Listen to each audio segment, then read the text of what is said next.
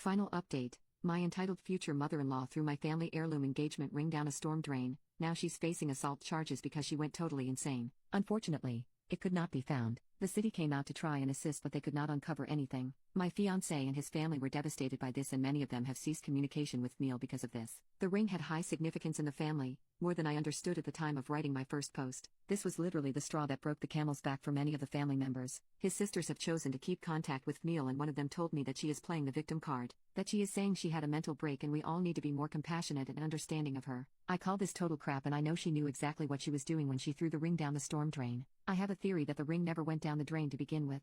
I think that maybe she hid the ring somewhere on herself and threw the box down the drain. I have no way to prove this, but I have expressed this concern to my fiancé and his family. It's a rather large house though and could be hidden anywhere. I don't think the ring will be found anytime soon if this is what happened. On a happier note, I am now engaged to my fiancé. My engagement ring does not have the same sentimental value as the other ring, but I love my new ring just the same. I am very happy to be engaged and I cannot wait to spend my life with my fiancé. My fiancé is in low contact now with his mother, but word has reached her that we are engaged. After she found out, she apparently refused to leave her room for 3 days. She refused to speak to anyone or eat any food. The drama of this woman is unbelievable to me. Soon after I was told about her condition, I started receiving a lot of strange emails and phone calls. I started getting phone calls from strange men, asking me to perform a variety of different sexual favors for them. Obviously, I was modified by this and immediately changed my phone number. I told my fiancé what had happened, and he thought that someone must be giving out my number to men they met by mistake. I didn't believe that, so I did a Google search of my phone number and found a few Craigslist ads written about me. The descriptions are just too similar to my appearance. They even mention my red hair.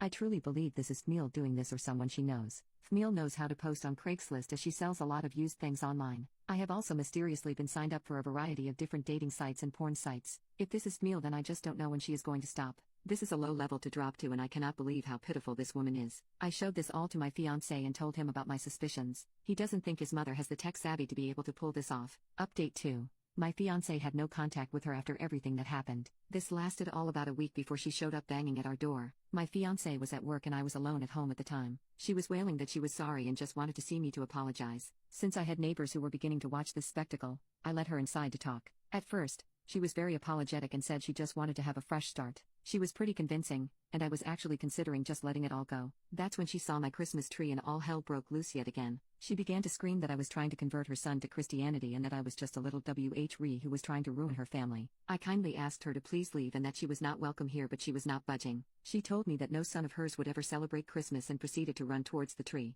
She began tearing off every ornament and throwing them, leaving them smashed on the floor. I have many childhood and family ornaments on my tree that are very precious to me. Several were smashed in her rampage. I had to grab her and physically drag her away. This ended with her punching me several times and biting me on my hand. I finally was able to throw her out the front door and grabbed my phone to call the police. She proceeded to scream like a banshee out front and call me every name in the book. The police arrived soon after, and just like that, she completely stopped her fit and began to try and play the victim. She told the police that I was an intruder in her son's apartment and that I had attacked her. The police had arrived with an ambulance, which was promptly taken to because she was feeling faint and was in distress after my brutal assault on her. The police then came to interview me and I told them what had actually happened. I showed them the bite mark on my hand and the bruises that were beginning to form. My fiancé arrived at the scene and immediately came to my side. He confirmed to the officers that I do live there, and his mother is a nutcase. Seeing that her son was siding with me, sent her into yet another tantrum. The police asked me if I would like to place charges against Fmeel. I looked at my fiancé and I could tell that he was conflicted on what to do. I had to do what would make me feel safe in the end, and I decided to place charges.